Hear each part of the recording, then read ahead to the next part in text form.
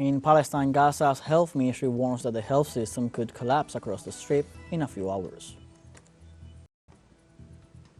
In Russia, President Vladimir Putin appointed economist Andrei Belousov as the new defense minister. And in Brazil, heavy rainfall continues to hit the southern regions, worsening the already critical situation in the area.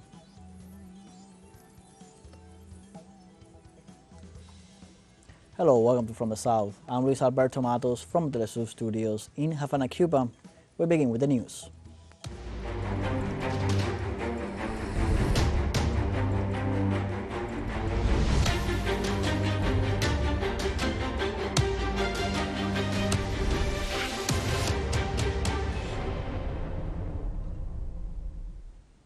In Palestine, Israeli forces ordered medical staff at Rafah Kuwaiti hospital to evacuate as Gaza's health ministry warns that the health system could collapse across the strip in a few hours. The health ministry also reported over 500 health personnel killed in Gaza as a result of indiscriminate Israeli bombardment since October 7th. Therefore, health authorities reiterated their call to the international community to implement the necessary measures to protect the medical personnel and health institutions in Gaza. At least 35,034 people have been killed and 78,755 wounded in Israeli attacks on Gaza.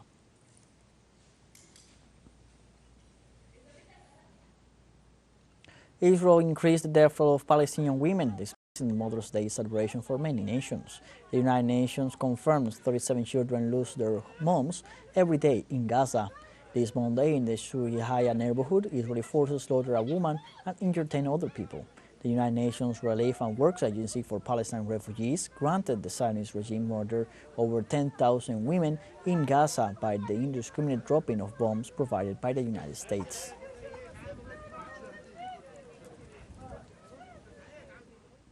And Palestinians continue to flee eastern Rafah as the UN Agency for Palestinian Refugees says nearly 360,000 people have now fled the city since Israel issued evacuation orders on May 6. I'm heading to Rafah's Al-Mawasi area because they dropped leaflets warning us not to stay home, and we need to go to safe places, to Rafah's Al-Mawasi. I pray to God to make things easier. I'm waiting for any means of transportation to take me. There aren't any, and I have no money to pay them. How can I afford it?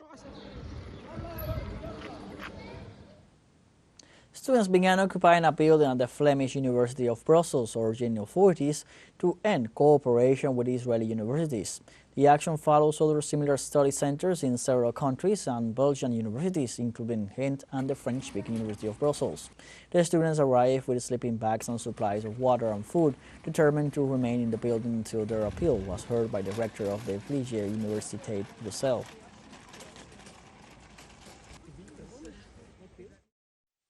Because we see that, for example, in the United States, in the United Kingdom, everywhere else in Belgium, people, like students, are standing up and doing this. So there's very much like a wave going on of like an occupation that makes it very good that we do this together with all of the universities, and that all of the universities are actually doing like the same thing for the same cause, which is an academic boycott of Israel.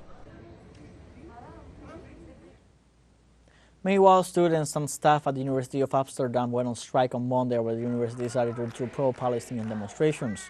Last Wednesday, during sometimes violent confrontations, police broke up a student protest at the university over the war in Gaza. Protesters were outraged by Israeli actions in the war against Hamas in the Gaza Strip and called on the university to sever academic relations with Israel. Student protests have escalated across Europe following similar actions at U.S. universities where several encampments have been set up. So the first is that we want to condemn the police violence that was unleashed upon the students that organized their encampment here and an encampment downtown in another UvA location. And we want to call upon the university's board to, in the future, enter negotiations and discussions rather than immediately calling the police. And the second reason is that we want to again reiterate the demands that the students are posing to the university, so that the university is transparent about the ties that are there with Israeli academic institutions. Secondly, the students are calling upon the board to cut ties with Israeli academic institutions that are complicit in apartheid and in the occupation and genocide. We now go to Syria, as President Bashar al-Assad on Monday appointed 4 new governors in important provinces of the country. In this regard, the first appointment went to Mutas Taisir Katan, who from now on will be the governor of the northeastern province of teleSUR. On the other hand, it was learned that the Damascus camp will now be headed by Ahmad Ibrahim al-Khalil, while Manus Sobi Abud will be in charge of the Hama province. Also, retired General Makram Ali Mohammed will govern the southern province of Sweda. In this way, the Syrian executive continues to work on strengthening its democratic institutions while defending the territory from occupiers and terrorists. Let's take a short break, but remember you can join us on TikTok at teleSUR English, where you will find news in different formats, news updates, and much more.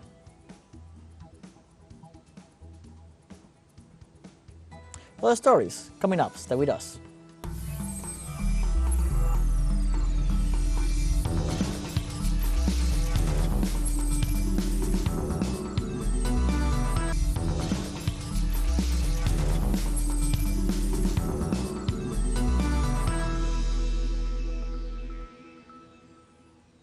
Welcome back. In Russia, President Vladimir Putin appointed economist Andrei Belousov as the new defense minister.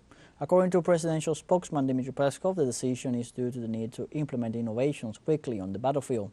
Belousov, a technocrat with expertise in economic affairs, assumes the position with no military experience, having successfully led Russia's Ministry of Economic Development.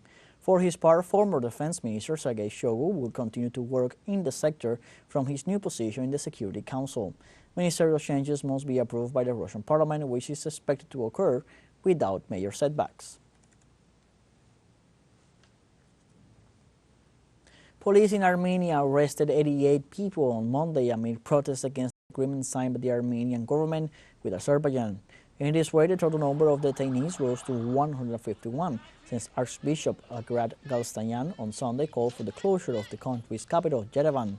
In the meantime, mobilizations demand the resignation of Armenian Prime Minister Nikol Pashinyan, as well as the suspension of the border demarcation process with Azerbaijan. On December 7th, Baku and Yerevan issued a joint statement affirming that there is a historic opportunity to achieve the long-awaited peace and reaffirming their intention to normalize relations and conclude a peace treaty.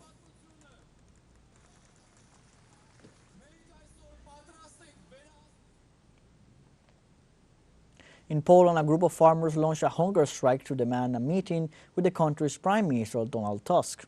According to Mariusz Borowiak, the representative of the Orca Farmers Association, they will not eat anything during the protest until they are able to meet with Donald Tusk. In this sense, Borowiak also said that the hunger strike will be held in the lower house of parliament and assured that the protesters would only drink water. The action, supported by some members of parliament, is aimed at forcing the Polish government to respond to farmers' demands for an end to duty-free imports of Ukrainian agricultural products and a relaxation of the European Union's climate change policies.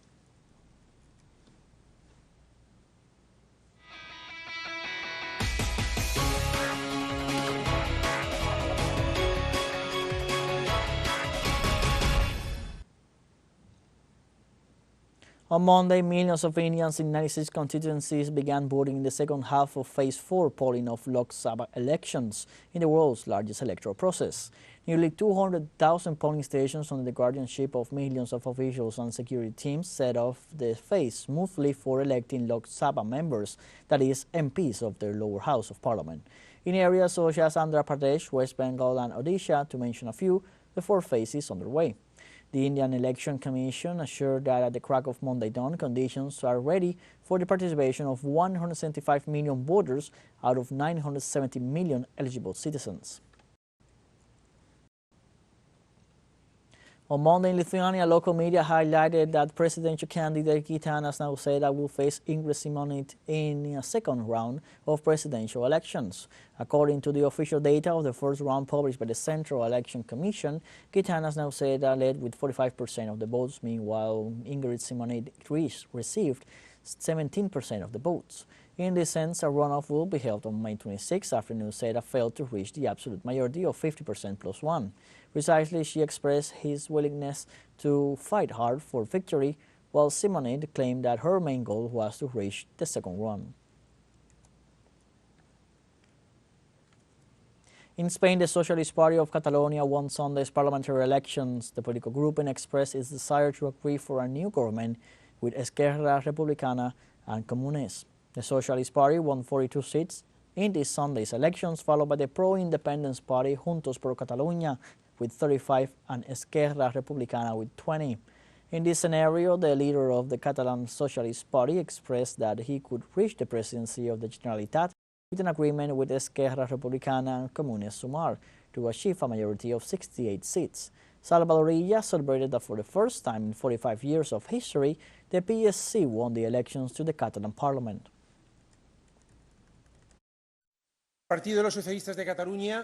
The Socialist Party of Catalonia, after 45 years of history, for the first time has won the elections of the Catalan parliament in votes and seats. This new era that Catalonia is starting will be a new era for all Catalans, whatever they think, wherever they come from, wherever they live and whatever language they speak.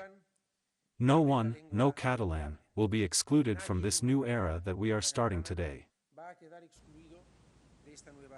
In Spain, the European Commission questions the sustainability of the public pension system, while some people are talking about possible budget cuts. Our correspondent Álvaro Fragua provides further details. In its latest report, the European Commission foresees an adjustment for Spain of 0.8% of its annual GDP for pensions in the coming years. However, the Prime Minister, campaigning in Catalonia, will rather boast about his performance. They attack us with slander, with their bullying, and they smear us, because we revalued pensions according to the CPI. Not only are we doing that, but we are also filling the pension fund so that by the time current youngsters retire, they may have decent pensions. We wanted to talk to Damien, spokesperson for the state coordinator for the defense of the public pension system, to know his opinion about the government's management.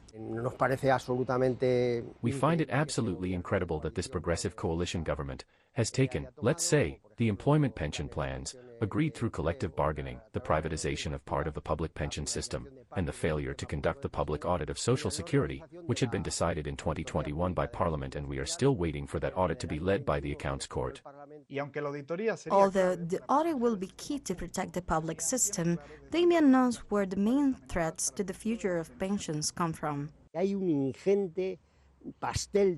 We are talking about a huge amount of money, almost 200 billion euros. Logically, big capital wants to get its hands on, to privatize that fund, to continue financing its wars and its neoliberal policies. We say that the system is sustainable, and that with other policies and a progressive tax reform, so that those who earn more, pay more, guaranteeing the future of society and public pensions. Pensioners are mobilizing to demand transparency in the pension system, but they also denounce inequalities such as the income gap between men and women. To end the pension gap, they have to end the wage gap, because pensions are lower for women because salaries are lower.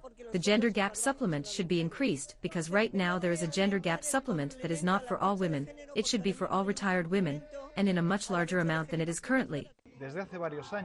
For several years now, every Monday they have been taken to the streets in different parts of the country to defend the pensions. From what they tell us, their persistence has brought on reprisals from management. We have already been repressed with the gag law. On October 30, they asked us for IDs. We gave them to them, then they resorted to the police, and we have been charged with serious offenses that carries fines of 601 and 400 euros. Since we are demanding rights and raising awareness, they want to take us off the streets. But they tell us that they won't stop. Pensioners were the economic shield of many families during the last two crises, and with their constant struggle, they remind us that the rights of tomorrow are those we fight for today. Álvaro Fragua, teleSUR, Madrid. We have a fun short break coming up, but before we invite you to join our WhatsApp community for our English-speaking audience. You can scan the QR code on screen to join directly and share the link to reach more people. Constant news coverage of Latin America and the Caribbean as well as the rest of the world. Stay connected and informed with teleSUR. Fun short break, don't go away.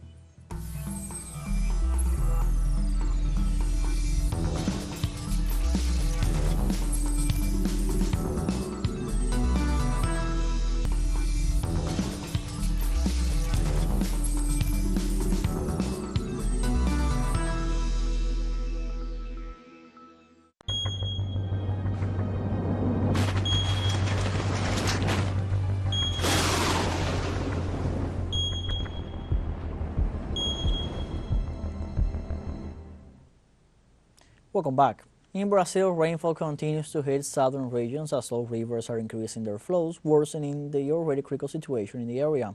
In addition to the heavy rains, a wave of intense cold is expected in the next few days, which would further affect the flooded regions of Rio Grande do Sul. According to the meteorological report, the volume of rainfall is already close to 300 millimeters in the fields of Cima de Serra. These historic floods have already left more than 145 dead. According to the latest civil defense report, more than 619,000 people had to leave their homes, many of which have been completely destroyed.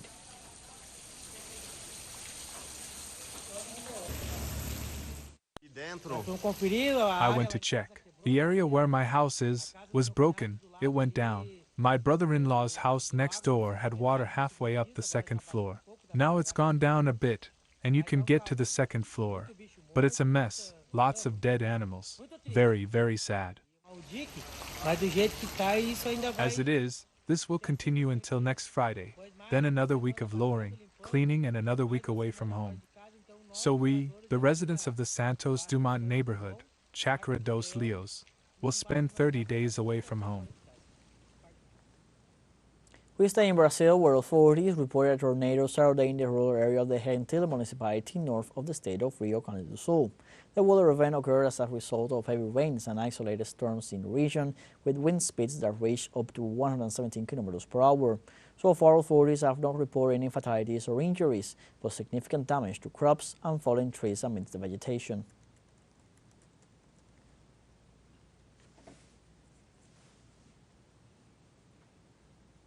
The government of Grenada activated a package of measures to rationalize the use of water due to the drought that has affected the country and left 17 reservoirs without the vital liquid. Among the measures ordered by the government after an emergency meeting, it was decided to limit actions such as watering gardens, pavements, sidewalks, vehicles, filling swimming pools, as well as any other activity that requires abundant water. According to the National Water and Sewerage Authority, these measures are intended to respond to the urgent challenges posed by the dry season. They also aim to ensure the sustainable use and conservation of the country's water resources by creating habits among the population to ensure compliance.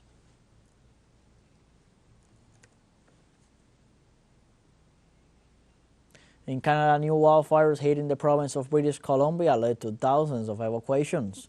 Warm temperatures and a persistent drought triggered the rekindling of fires in the western part of the nation. One of the largest, dubbed the Parker Lake Fire, had burned more than 2,400 hectares by Sunday. Local authorities called for the total evacuation of the town of Fort Nelson. In neighboring Alberta, there are also forest fires there, in addition to the thick smoke. Poor air quality is affecting large areas of the province, where the total evacuation of Fort McMurray has been ordered.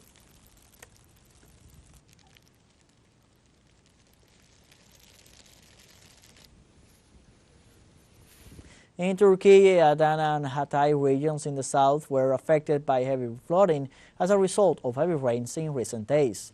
In view of this situation, Hatay Governor Mustafa Masatli held a meeting of the Disaster Coordination Center of the Provincial Emergency Directorate. Work is already being carried out with multiple fast-sided teams with a total of 315 vehicles and 666 emergency services personnel to eliminate the negative consequences of heavy rainfall.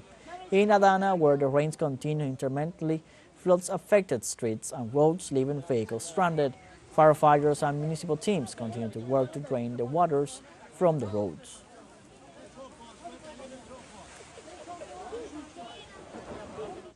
Now we go to the world sports with tennis news because the Chilean Alejandro Tapilo defeated the world number 1, Novak Djokovic, in the third round of the Rome Master. In this sense, the Chilean tennis player, number 32 in the ranking, achieved the best victory of his career after defeating number 1, the Serbian, winner of 24 Grand Slams, Novak Djokovic. Precisely, this one was the first time that Tapilo faced the best overall player in the ranking, and he materialized the to become the second Chilean to achieve it after 17 years when Fernando González defeated a number 1 in 3 occasions. This performance ratifies Alejandro Tapilo's career, who for the first time enters among the top 30.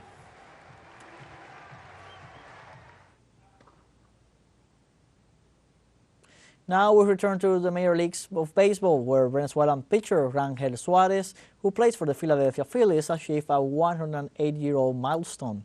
With the Philadelphia Phillies win over the Miami Marlins on Friday, the 28-year-old left-hander became the first Philly starter with a 1.50 earned run average in his first 8 starts of the season, the lowest to start a season since 1916, when pitching legend Grover Cleveland Alexander began the season with a 1.30. Precisely, Suarez is the 4th Philly starter in the 21st century to average 199 earned runs per game. We have come to the end of this news brief. You can find these and many other stories on our website at telesurenglish.net. Also join us on social media, Facebook, X, Instagram, Telegram, and TikTok. For TeleSUR English, I'm Luis Alberto Matos. Thank you for watching.